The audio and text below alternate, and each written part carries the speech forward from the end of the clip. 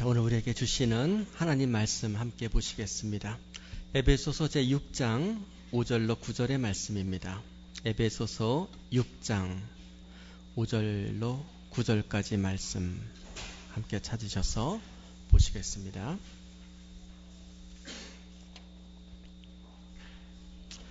자, 찾으셨으면은 여러분 성경 보시며 또 앞에 또 화면 보시면서 우리 5절로 9절을 뜻을 생각하시며 같이 한 목소리로 봉독해 보시겠습니다. 종들아 두려워하고 떨며 성실한 마음으로 육체의 상전에게 순종하기를 그리스도께 하듯 하라. 눈가림만 하여 사람을 기쁘게 하는 자처럼 하지 말고 그리스도의 종들처럼 마음으로 하나님의 뜻을 행하고 기쁜 마음으로 섬기기를 주께 하듯 하고 사람들에게 하듯 하지 말라. 이는 각 사람이 무슨 선을 행하든지 종이나 자유인이나 주께로부터 그대로 받은 줄을 알미라. 상전들아 너희도 그들에게 이와 같이 하고 위협을 그치라. 이는 그들과 너희의 상전이 하늘에 계시고 그에게는 사람을 외모로 취하는 일이 없는 줄 너희가 알미라. 아멘. 오늘은 우리 성도의 직업관 또 성도의 일관에 관해서 오늘 본문의 말씀을 가지고 같이 교훈을 나누도록 하겠습니다. 우리 모두는 일을 하며 삽니다. 집에서는 식구로서 각자 역할을 따라서 아버지의 일을, 어머니의 일을, 또 할머니의 일을, 할아버지의 일을, 자녀의 일을 하고 있는 가운데 있습니다. 또 공부하는 학생들은 학교에서 일을 합니다. 그래서 학생들을 가리켜서 학업을 한다라고 얘기하죠. 그래서 배우는 일을 하는 게 학생입니다. 또 사업을 하는 사람들은 자기 사업을 합니다. 자기의 일을 하는 것이죠. 직장을 다니는 사람들은 직장에서 월급이나 연봉이나 수당을 받으며 또 일을 합니다. 우리 교회에서도 일하죠. 교회에서도 교회 일을, 하나님의 일을, 주의 일을 합니다. 우리는 늘 일하며 사는데 이 일을 어떻게 해야 되는가? 오늘 본문의 말씀을 통해서 성도의 일하는 마음 자세, 일에 대한 개념을 배워볼 수 있습니다. 보통 세상에서 우리가 개념이란 말을 요즘 많이 쓰지요.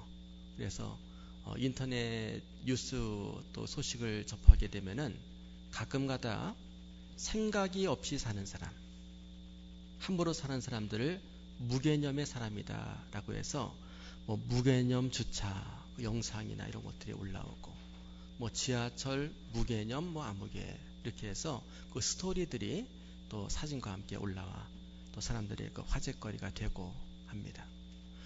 여러분은 일하면서 개념을 갖고 일하십니까? 아니면 무개념으로 일하십니까? 만약에 개념을 가지고 일한다라고 한다면은 내가 어떤 개념을 가지고 일을 하느냐. 성도는 성도의 일관, 성도의 직업관, 이 개념이 분명해야 됩니다.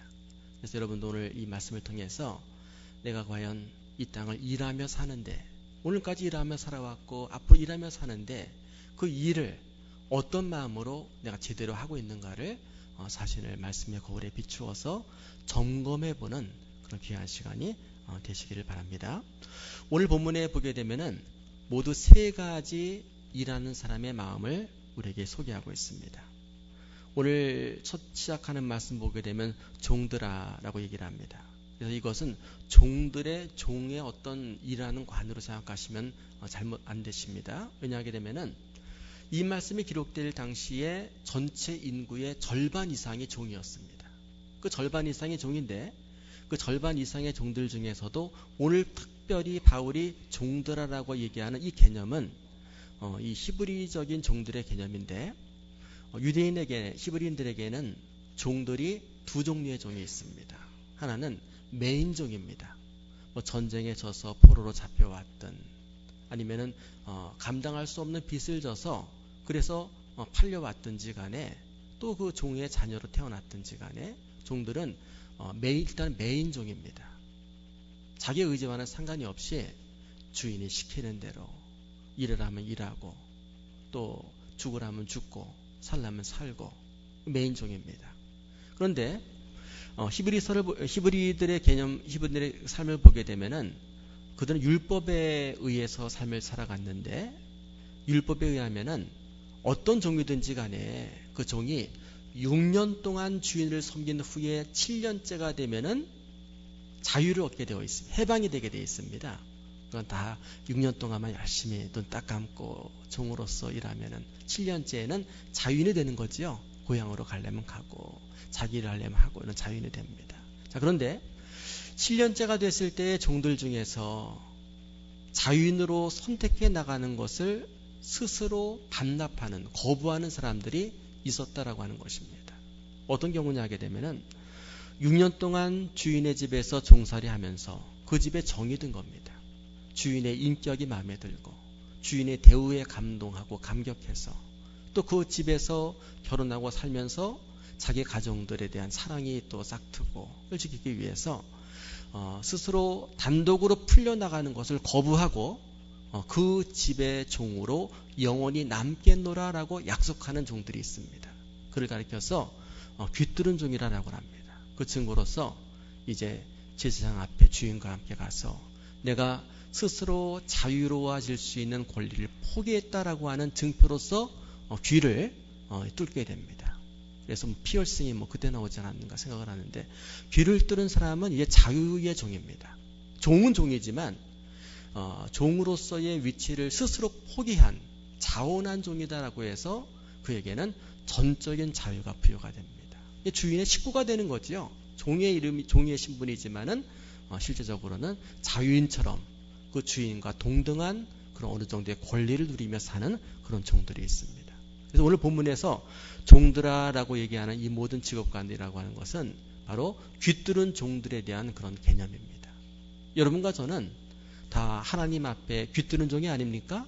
예수를 믿고 하나님의 은혜에 감격해서 예수 믿기 이전에는 내 뜻과 내 주장대로 매여 살아왔지만 이제는 그리스도의 은혜에 내가 값으로 자유를 얻어 이젠 그리스도를 위하여 그리스도 예수님 하나님을 주님으로 부르며 삶을 산다라고 하는 고백을 한 사람입니다.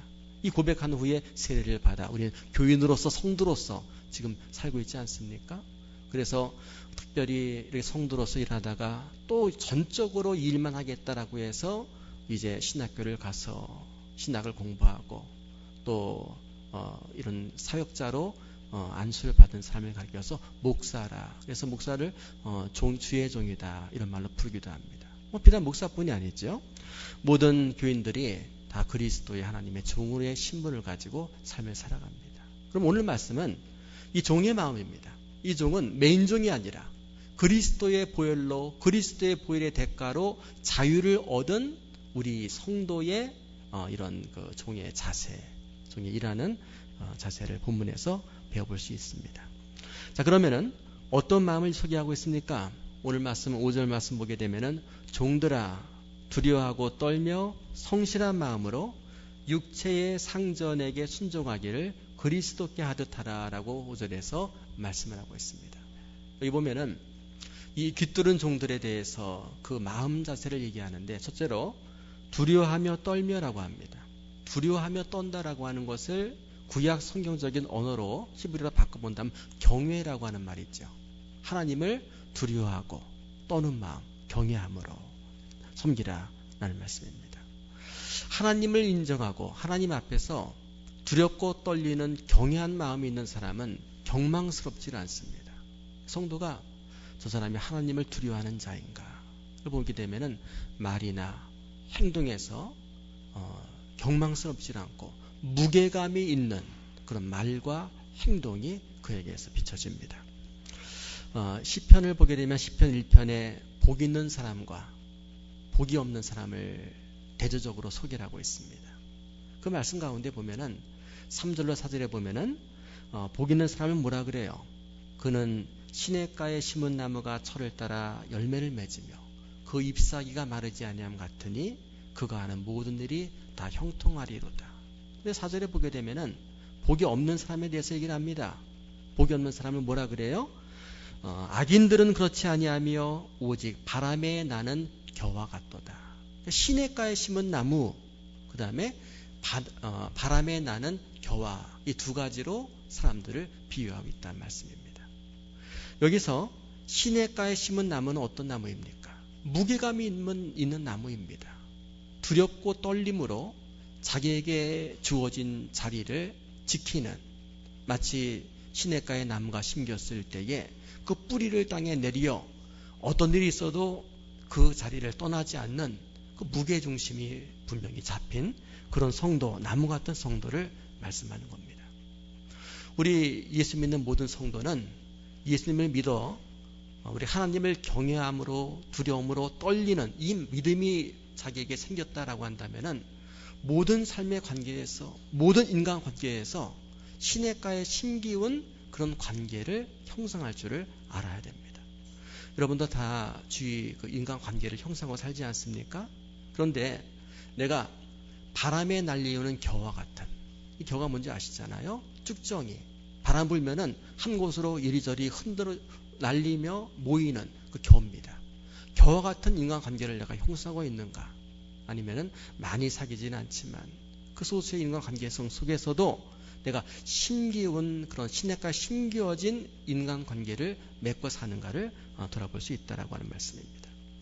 그래서 이런 무게감이 있는 이런 종들의 마음, 참 두렵고 떨리는 마음을 가지고 사는 그런 성도의 삶을 먼저 얘기하면서, 구체적으로 이런 사람은 누구냐? 바로 두려워하고 떨며 성실한 마음으로 육체의 상전에게 순종하기를 그리스도께 하듯 한 사람이다라고 오늘 5절은 소개하고 있습니다. 그래서 첫 번째 오늘 소개하는 마음은 하나님을 경외함으로 모든 사람들에게 성실한 마음입니다. 한번 따라해 보시길 바랍니다. 성실한 마음. 여러분, 성실한 마음을 내가 가지고 살아가는가? 여기 성실하다라고 하는 것을 원문 보게 되면 하플로테스라고 하는 말인데, 이 하플로테스라고 하는 말은 심플하다, 단순하다라고 하는 말씀입니다. 여러분, 자기를 볼 때 내가 단순한 사람이다라고 자신을 평가하십니까? 나는 복잡해, 나는 양면이 있는 사람이야 라고 스스로 생각하십니까? 우리가 사람들 만나보게 되면은 단순한 사람이 있습니다. 그냥 액면 그대로 자기의 부족을 그대로 내보이는 사람이 있는가 하게 되면, 자기 약점도 자기의 부족함도 내보이는 사람이 있는가 하게 되면은 나쁜 것은 쏙 감추고 그 사람의 마음에 드는 것만, 좋은 것만 쏙 보이면서 인간관계를 형성하는 사람이 있습니다.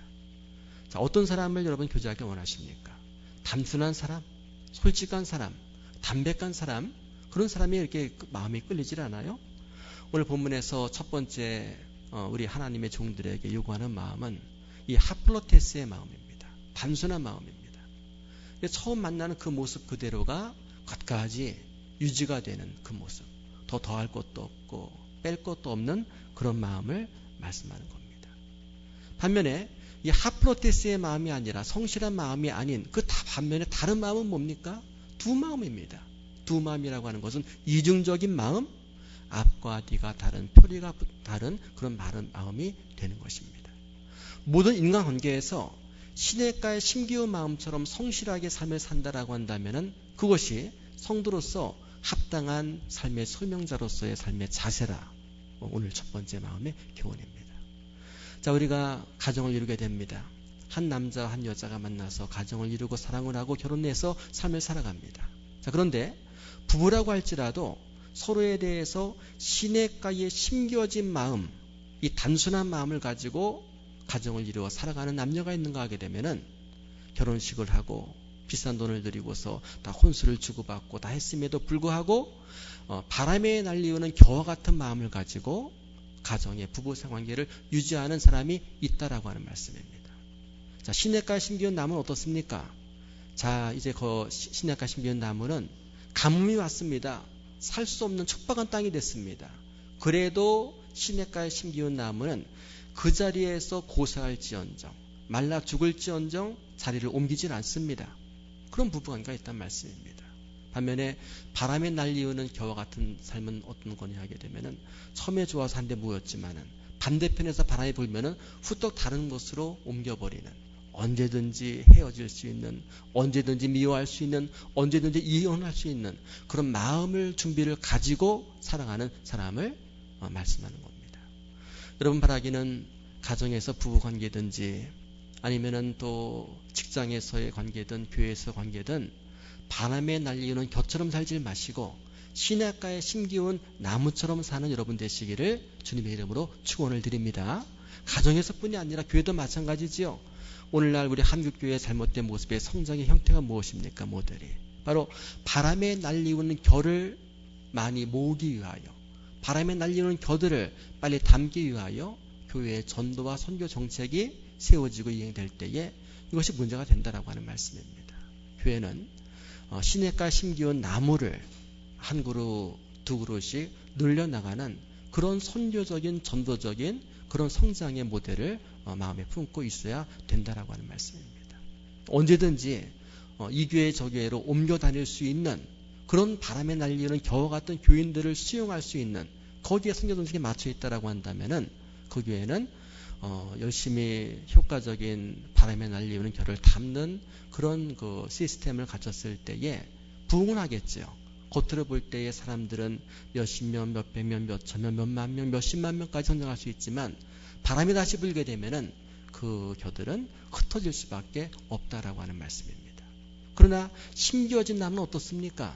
심겨진 나무는 아무리 바람이 불어도 비록 뿌리가 뽑혀서 죽을지언정 그 자리를 스스로 떠나지 않는 그런 나무들입니다. 가뭄이 일어서 시냇가의 모든 물들이 다 말랐다라고 할지라도 마지막 남은 물 한 방울까지 거기서 뿌리로 섭취하며 그 자리를 지키는 그런 심겨진 나무 같은 교인, 이것이 바로 성실한 마음, 하나님을 두렵고 떨림으로 섬기는 성도의 마음이 되는 것입니다. 일도 마찬가지지요. 우리가 사업을 시작하든지 간에 그 사업을 할 때에 이것이 내게 심겨진 나의 나무의 이 장소이다, 이런 사업이다 라는 마음으로 거기에 뼈를 묻을 마음을 가지고 끝까지 한우물을 파는 그런 사업가, 그 성실한 마음, 그 단순한 마음이 그 사업의 결과를 보장할 수가 있는 것입니다. 직장생활도 마찬가지죠. 요즘 조기 명퇴, 일찍 직장 안정된 직업에 대한 관심들이 많습니다. 다 왜 그래요? 그러나 아무리 명퇴가 있고 아무리 또 레이아웃이 있고 그런 속에서라도 정말 심겨진 이 나무처럼 그런 자세로 근무하는 사람들은 사용자가 볼 때에 저 사람이 사표를 쓸까봐 오히려 두려워하는 그런 직원으로 인정받는다라고 하는 말씀입니다. 학생도 마찬가지입니다. 심겨진 나무처럼 학업에 종사하는 사람은 점수가 잘 나옵니다. 공부를 잘하게 되지요. 그런데 바람에 날리는 겨와 같은 태도로 학교를 다녀보세요. 가고 싶을 때 가고, 바쁠 때 안 가고, 몸 아플 때 안 가고, 놀 일 있으면 안 가고, 숙제하고 싶으면 하고, 하기 싫으면 안 하고, 그러면은 그 학교 졸업장 따기 어렵고 또 좋은 점수 받기 어렵다라고 하는 말씀입니다. 그래서 첫 번째로 오늘 말씀은 이런 성실한 마음, 이 하프로테스의 이 마음, 영어로 인테그리티라고 하죠.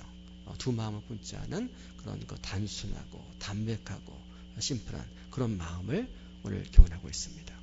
자, 두 번째 뭡니까? 두 번째 6절 말씀 보게 되면은요, 눈가림만 하여 사람을 기쁘게 하는 자처럼 하지 말고 그리스도의 종들처럼 마음으로 하나님의 뜻을 행하고라고 말씀을 합니다. 여기 보게 되면은 눈가림으로 하지 말라. 눈가림으로 사람들을 기쁘게 하지 말고 그리스도의 종들처럼 종들의 마음을 얘기를 하고 있습니다. 그리스도의 종들의 마음. 그런데 여기 그 그리스도의 종들의 마음이라고 있는 이 6절의 말씀을 원문으로 찾아보게 되면은 여기에서 이 마음은 다른 데서의 마음은 칼디아라고 하는 이런 마음이지만은 여기에서 마음은 푸시케라는 단어로 쓰여져 있는 것을 알 수가 있습니다. 푸시케라고 하는 것은 스피릿, 영이라고 하는 말입니다. 그러니까 두 번째 마음은 뭐냐 하게 되면은 영의 마음으로. 우리가 육의 마음이 있고 영의 마음이 있잖아요. 이성, 이해, 이런 수용의 그런 마음이 있는가 하게 되면은 영의 마음이 있습니다. 두 번째는 영의 마음, 스피릿의 마음입니다. 우리가 하나님을 기쁘시게 하는 것은 무엇으로 합니까? 사람들을 기쁘게 하는 것은 눈가림으로 가능합니다. 그 사람이 파란색을 좋아하면 파란색으로 가지고 그 사람에게 나가면 그 사람이 좋아합니다. 그 사람이 핑크색을 좋아하면 핑크색으로 눈가림하면 모든 허물들은 가려질 수가 있습니다. 그러나 하나님은 결코 눈가림으로 기쁘게 드릴 수 없는 분입니다. 하나님은 무엇으로만 기쁘게 드릴 수 있습니까? 하나님은 오직 영으로, 신령과 진정으로 나갔을 때, 스피릿으로 하나님 앞에 나갔을 때에 하나님은 그 성도의 경배와 그 성도의 삶을 통해서 기뻐하시며 영광을 받게 되신다라는 말씀입니다. 그래서 갈라디아서 1장 10절에 보게 되면 바울은 이렇게 얘기하죠. 바울의 이 선교의 가치관인데, 이제 내가 사람들에게 좋게 하랴, 하나님께 좋게 하랴, 사람들의 기쁨을 구하랴, 내가 지금까지 사람의 기쁨을 구하는 것이었다면 그리스도의 종이 아니니라. 바울은 늘 일하면서 사람들이 자기 일하는 방식과 결과를 어떻게 바라보든지 간에 관심이 없었습니다. 사람들의 눈가림을 어떻게 하는가는 관심이 없고, 오직 영적으로 나의 중심을 살피시는 하나님께서 나의 이 마음을, 나의 행동을, 나의 이 방법을 어떻게 보시는가, 오직 하나님께서 영적으로 어떻게 보시는가, 여기에만 관심을 가지고서 그런 일을 해왔다라고 하는 말씀입니다. 이런 푸시케의 마음, 영적으로 우리가 이 마음을 가지고 가정에서든 교회에서든 또 세상에서든 일을 하게 될 때에 하나님은 그를 통해서 영광을 받으시고, 그를 통해서 하나님은 미소 지으시며 기뻐하시는 삶을 사신다라는 말씀입니다. 히브리서 11장 6절의 말씀을 소개해 드립니다. 믿음이 없이는 하나님을 기쁘시게 하지 못하나니 하나님께 나아가는 자는 반드시 그가 계신 것과 또한 그가 자기를 찾는 자들에게 상 주시는 이심을 믿어야 할지니라. 이 말씀을 오늘 두 번째 마음에 비추어서 요약해 보라라고 한다면 한마디로 영으로 하나님께 나가라라고 하는 말씀입니다. 믿음이 없이는 하나님을 기쁘시게 할 수가 없습니다. 눈가림으로 하나님께서 영광 받지 못하시고 기뻐하고 속지 않으십니다. 오직 믿음으로 하나님께 나갔을 때에 하나님은 기뻐함을 받으시는데, 그 해석이 뭐라고 나옵니까? 바로 하나님께 나아가는 자는 반드시 그가 계신 것과 하나님이 계신 것을 인정하고 믿으라는 말씀이죠. 이것은 뭡니까? 하나님은 계시다. 지금 이곳에 오늘까지 내가 있게 할 수 있도록 하나님은 영적으로 나의 삶 가운데 나의 중심을 보고 계시다라고 하는 그 믿음이 없이는 하나님은 기뻐 영광을 받지를 않으신다라고 하는 말씀입니다. 우리가 얼마큼 예배를 많이 드리느냐, 이거 중요하지 않습니다. 얼마큼 예배를 아름다운 형태를 갖추고 순서 속에 드리느냐, 이것도 중요하지 않습니다. 우리가 신령과 진정으로 믿음으로 얼마큼 기쁨으로 하나님께 나아왔느냐, 이 중심을 보시고 하나님은 기뻐하신다라는 말씀입니다. 그러므로 우리가 어떤 일을 하든지 간에 영으로 해야 됩니다. 가정에서도 또 학교에서도 직장에서도 어떤 일을 새롭게 시도할 때에 늘 세상적인 그런 점수만, 세상적인 기사만 할 것이 아니라 마취동적으로 영적으로 우리는 기도할 줄 알아야 됩니다. 영적으로 이 일이 믿음에 합한 일인가, 이 일이 하나님께 영광되는 일인가, 이 하나님을 기쁘시게 드릴 수 있는 일인가. 만약에 이 두 번째로 영적인 일이 아니라고 한다면 우리는 거기에 우리 갖고 있는 모든 리소스를 투자할 그런 이유가 전혀 없다라고 하는 말씀입니다. 브라긴 여러분들 어떤 일을 하든지 간에 여러분 믿음 있는 분들이잖아요. 여러분의 삶의 목적은 뭡니까? 하나님께 영광이 되고 하나님께서 여러분 때문에 기뻐하시는 그 일이지 않습니까? 그러면은 내가 지금 이 하는 일들이 하나님이 기뻐하시는 일인가, 하나님이 슬퍼하실 일일까 생각하시면서 취사 선택을 할 수 있는 여러분 되시기를, 그런 마음으로 이 스피릿으로 영으로 생각하시는 개념 있는 성도가 되시기를 주님 이름으로 축원을 드립니다. 마지막 세 번째로 7절 말씀이지요. 우리 7절 말씀 같이 한번 읽어보시겠습니다. 이 앞에 화면에도 나와 있지요. 같이 읽습니다. 기쁜 마음으로 섬기기를 주께 하듯 하고 사람들에게 하듯 하지 말라. 자, 어떤 마음으로 하라고 되어 있습니까? 기쁜 마음으로 하라라는 것이 마지막 세 번째 교훈입니다. 여기 기쁜 마음으로 번역이 되어 있는데 우리가 전에 쓰던 개역성경 보게 되면은 혹시 이 말씀이 무슨 마음으로 개역성경에 소개되는지 아시는 분 계십니까? 기억나시는 분? 전에 쓰던 성경에서는 단마음이라고 되어 있습니다. 단마음, sweet heart, 단마음. 이 단마음으로 하라, 기쁜 마음으로 하라, 이 말은 오늘 보게 되면 유노이아라고 하는 이 헬라어인데요. 이 말은 뭐냐 하게 되면은 그 유노이라고 하는 이 마음, 기쁨, 이 단다라고 이 말은 그 근거를 좀 강조하는 그 단어입니다. 그래서 하나님의 뜻, 선의라고 하는 그 근거에 의한 그런 기쁨을 얘기를 합니다. 이 땅에 우리가 살아가면서 웰빙, 또 미소 짓고 웃는 삶, 이 웃음이 명약이라고 얘기를 하지 않아요. 그런데 우리에게 웃음을 주는 일들을 나눠보게 되면은 이 두 가지로 나눠집니다. 세상적인 기쁨이 있습니다. 단순한 육체를 즐겁게 하는 쾌락이 있다라고 하는 말씀입니다. 무엇이 우리를 육체를 즐겁게 합니까? 예를 들어서 좋은 음악이, 맛있는 커피가, 또 술을 좋아하는 사람들에게는 그 술이 그 사람을 기쁘게 할 겁니다. 어떤 레크레이션 장소가, 멋진 경치가, 좋은 취미 생활이 그 사람 기쁘게 할 수 있습니다. 그런 기쁨이라고 하는 것은 어떤 것이든지 간에 마치 들풀처럼 금방 시들어질 수밖에 없습니다. 그러나 그런 기쁨이 아니라 영원한 기쁨이 있죠. 영원한 기쁨은 어떤 기쁨입니까?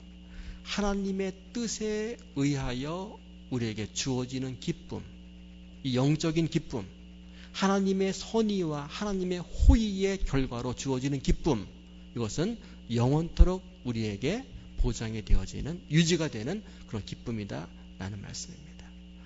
우리 새롭게 성도 여러분께서는 슬프게 살지 마시고 웃으면서 늘 기쁘게 사시기를 주님의 이름으로 축원을 드립니다. 그런데 그 기쁨의 근거가 뭐냐 하게 되면 돈 때문에, 수입 때문에 기뻐하는 것이 아니라, 나를 좋아하는 사람들 때문에 기뻐하는 것이 아니라, 내가 좋아하는 일들을 마음껏 할 수 있는 그 자유와 능력 때문에 기뻐하는 것이 아니라, 하나님께서 내게 보여주시는 호의가 내게 받아들여짐으로 인한 기쁨, 내가 하나님의 기쁨과 영광을 위하여 뭔가를 할 수 있다라고 하는 그 가능성, 그 능력에 대한 기쁨이 여러분의 기쁨이 되셔야 된다라는 말씀입니다. 우리가 지금 이 자리에 앉아 있는 것은, 우리가 지난 한 주간 동안 그러그러한 우리 삶의 처소에서 각자의 일을 따라 사명을 따라 삶을 살아온 것은 우연이 아닙니다. 이것은 하나님의 섭리이십니다. 하나님의 호의요, 하나님의 사랑이요, 하나님의 뜻이라고 하는 말씀입니다. 하나님의 섭리입니다. 이런 하나님의 섭리를 이해하는 성도는 늘 기쁜 마음으로 일을 할 수가 있습니다. 내가 이 자리에 서 있는 것이, 이 사람 만나는 것이, 이 일을 당한 것이 이게 우연이 아니라 하나님의 잘 계획되어진 사랑의 호의요 섭리의 일환이다 라고 생각이 되어지면은, 아무리 그 일이 나에게 힘들게 다가오고 나의 모든 것을 한꺼번에 빼앗아가는 그런 아린 상처가 된다라고 할지라도 그 일조차도 오히려 감사하며 기뻐하며 찬송할 수 있는 성도의 기쁨이 된다라고 하는 말씀입니다. 우리 기독교인들의 생활은 마라톤 경주에 비유합니다. 이 성도의 마라톤 경주에는 참여하는 모든 사람에게 승리가 보장이 되지 패자는 결코 여기에는 없습니다. 왜냐하게 되면은 달려가는 동안에, 달려가는 경주하는 그 동안에 그 운동량이 우리의 영적인 건강을 도와줍니다. 강력한 신앙의 성품을 형성하게 한다는 말씀이죠. 그리고 이 경기를 달리고 나면 우리 각자 분량의 그 경주대로 경주를 마쳤을 때에 결승전에서 하나님께서 우리를 주시는 상급이 여기에는 마련이 되어 있다라고 하는 말씀입니다. 그래서 아까 소개해드린 대로 히브리서 12장 6절 말씀에는 믿음이 없이는 하나님을 그 누구도 기쁘게 할 수 없는데, 하나님 믿는 사람들은 하나님이 계신 것과 하나님 당신의 삶을 섭리하십니다라는 사실을 믿고, 그 다음에 이 하나님의 섭리에 기뻐하며 삶을 살았을 때에 반드시 그의 삶 그대로 상 주실 이이심을 믿어야 할지니라 라고 우리에게 권면의 말씀을 주시는 것입니다. 여러분, 하나님께서는 여러분에게 호의를 갖고 계심을 믿으시길 바랍니다. 하나님의 호의 속에서 오늘 여러분이 이 자리에, 여러분의 생애가 여기까지 오셨다라고 하는 말씀입니다. 물론 하나님의 호의 속에 지나왔던 삶의 발자취를 돌아봤을 때에 내가 원치 않은, 내가 제일 싫어하는 그런 장소를 지나왔던 분도 아마 계실 겁니다. 내가 제일 감당하기 어려운, 내 스타일이 아닌 그런 삶의 형태가 지금 나를 꽁꽁 메고 있는 그런 답답함을 느끼는 분도 있을 겁니다. 그러나 그래도 감사하시길 바랍니다.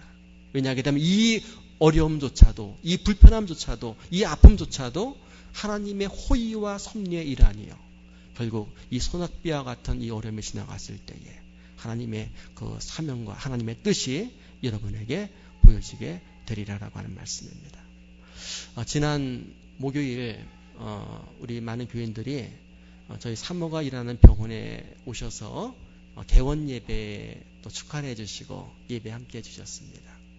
저는 참 감사해요. 예배를 드리면서 많은 분들이 축하해 주시고 격려해 주시며 감사를 하고, 또 문자도 보내주시고 화환도 보내주시고 직접 오신 분도 계시고 감사하는데 참 이 개원 예배를 통해서 하나님 앞에 쓰임 받는 그런 그 직업을 우리 사모가 얻기까지 과정을 보게 되면은 정말 하나님의 섭리입니다. 그 하나님의 섭리 속에서는 때에 따라서 하나님 이게 뭡니까? 내가 뭘 잘못했다고 이런 불편을 이런 추락을 내게 주십니까? 라고 하는 순간들도 있었습니다. 우리 가정에게 사모에게. 그러나 그 가운데서 하나님은 감사하라고 하시지요. 기다려라. 하나님의 뜻은 늘 당신의 사랑하는 자녀를 향하여 가장 선한 것, 좋은 곳으로 함께할 것이다 라고 기도하고 감사할 수 있도록 늘 말씀해 주십니다. 작년이었죠. 작년 9월 달쯤 해가지고 여러 가지 이제 뭐 경제적으로 아이들도 미국에서 공부시키고 하면서 많은 돈이 필요하고 해서 뭔가 우리 같이 좀 벌어 엑스트라로 세컨 잡들을 끼워야 되겠다 이런 얘기를 하게 됐습니다. 그러면서 어떤 일을 할까 하고 했더니 특별하게 뭐 할 일이 없어요. 뭐 특별한 돈 벌 만한 기술 그런 거 사모로서만 일했지 배운 것이 없고 그래서 할 일이 무엇이 있나 교인들의 삶을 봤더니 뭐 특별히 뭐 아이를 봐주는 일도 있고 있는 것 같아요. 얼마 벌 수 있을까? 그랬더니 열심히 뭐 한 일주일에 5일 하게 되면은 한 뭐 거의 한 100 정도는 벌 수 있다. 이런 계산도 나와서 그러면 그걸 어떻게 할까? 근데 그것도 뭐 많지 않더라고요.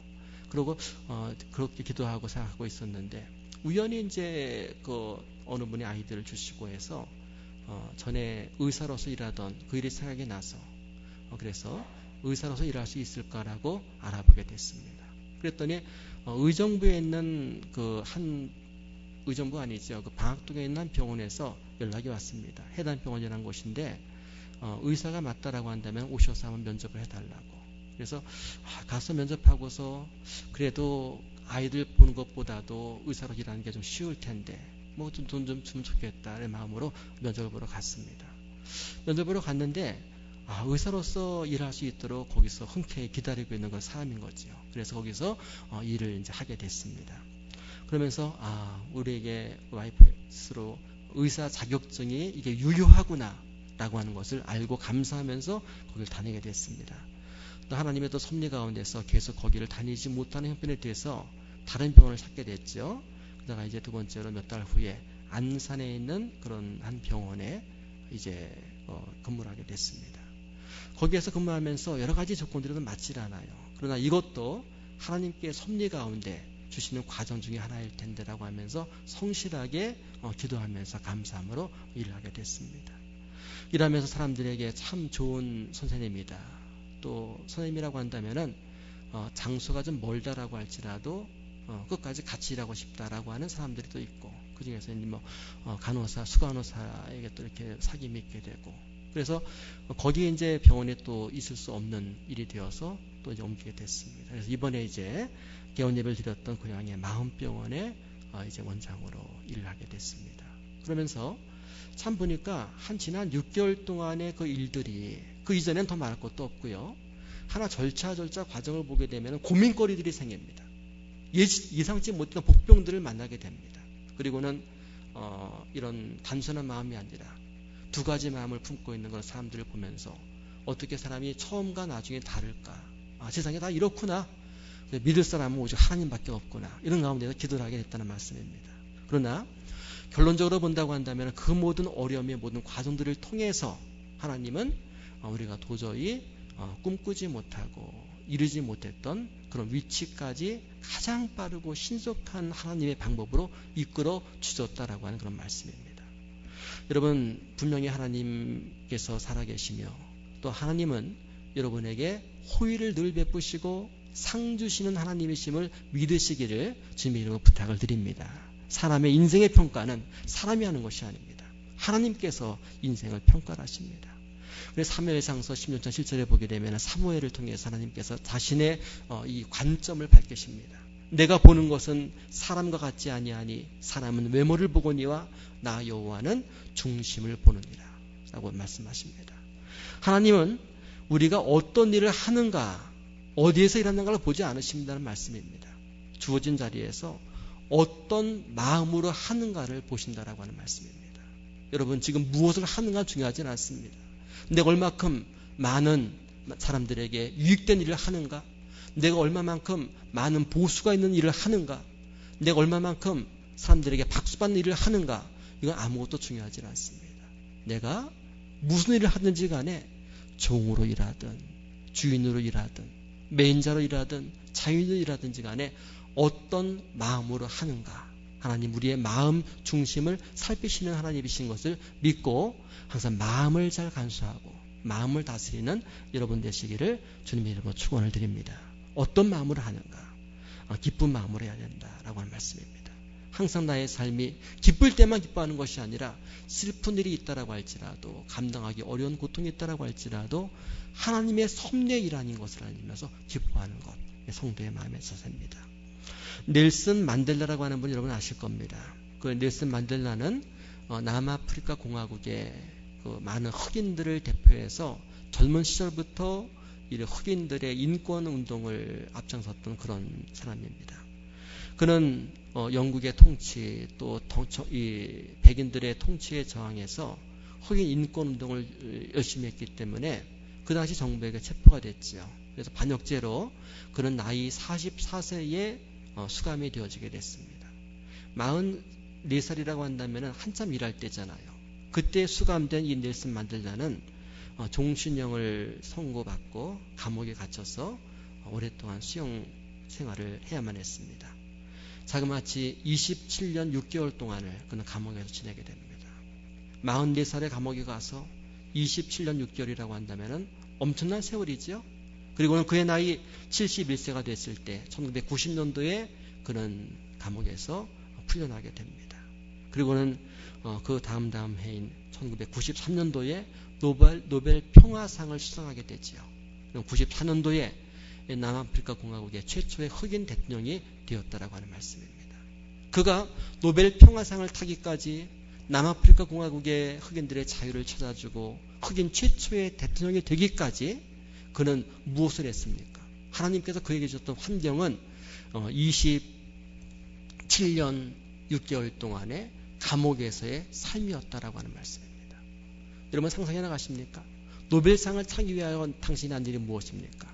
노벨상을 타기 위하여 난 감옥에서 27년 동안 젊음을 보냈습니다. 이것이 바로 그의 자서전의 결론이라고 하는 말씀입니다. 문제는 어디서 무엇을 하며 지내느냐 중요한 것이 아니라 그의 마음이 중요합니다. 그의 자서전을 읽어보게 되면 그의 수용 생활이 자세히 기록되어 나옵니다. 수용 생활할 때 그의 마음이 중요하죠. 그는 감옥에 갇혀 있다가 노역을 위해서 밖으로 일하러 나갈 때에, 끌려 나갈 때에 그는 한 번도 끌려나간 적이 없다라고 기록을 합니다. 나는 자원하는 마음으로 나갔다. 이 감옥에서 자유로운 밖으로 나가서 마음껏 하나님이 창조하신 땅에서 밭을 일구며 경작할 수 있는 자유를 누리기 위하여 나가노라라고 얘기를 합니다. 감옥에 갇혀 있으면서 감방장에게, 형무소장에게 그 요구를 합니다. 이 감방 안에 짜투리 땅이 있는데 그 땅을 나에게 주어서 경작할 수 있도록 해주십시오. 거기에 꽃을 심고 야채를 심어서 이 삭막한 곳에서 생활하고 있는 죄수들의 마음을 위로하는 그런 일을 내가 엑스트라로 하겠습니다. 그에게 땅을 주어지게 됩니다. 그는 거기에서 자기만의 감옥 안에 농장을 경영하게 되는 것이죠. 거기에 꽃을 심어서 시리에 빠진 사람들에게 꽃을 보게 하고 나눠주고 거기에 신선한 야채를 심어서 시천한 야채를 공급해주는 그런 일을 하면서 비록 감옥에 지내지만 감옥에서 갇힌 자의 마음이 아니라 그의 마음은 기쁜 마음으로 자유를 누리며 살았다라고 하는 말씀입니다. 그래서 자유롭게 27년 이상을 소진했던 다른 사람들보다도 비록 감옥에 갇혀 있지만 그의 마음은 자유의 마음입니다. 기쁜 마음입니다. 그 마음은 감옥에서 나온 후에 3년 안에 그에게 노벨 평화상을 5년 안에 그의 삶 가운데 이 남아프리카 공화국의 흑인 최초의 대통령의 자리를 그에게 허락했다라고 하는 말씀입니다. 여러분 어떤 마음을 가지고 지난 한 주간을 사셨습니까? 어떤 마음 가지고 오늘 예배에 임하셨습니까? 어떤 마음 가지고 예배 마치고 여러분에게 허락하신 새로운 한 주의 삶을 향해 걸어 나가시겠냐라고 하는 마음. 여러분은 기쁜 마음으로 사시기를 주님의 이름으로 축원을 드립니다. 넬슨 만델라는 감옥에서 그의 마음을 잘 정리했을 때에, 감옥에서 풀려났을 때에 평화상과 대통령의 자리가 그에게 마련되어 있었다라고 하는 말씀입니다. 오늘 여러분 말씀을 잘 기억하시면서 정말 한 주간의 나의 삶이 어떠해야 될 것인가 생각하시며 기쁜 마음으로 사시고 또 모든 삶을 정말 그리스도의 종의 마음, 이 영적으로 사시고 또 성실한 마음, 인테그리티를 가지고 사시는 여러분 되시기를 주님의 이름으로 축원을 드립니다. 우리 기도하는 시간 갖도록 하겠습니다. 오늘 함께 나누신 말씀 기억하면서 한번 여러분의 마음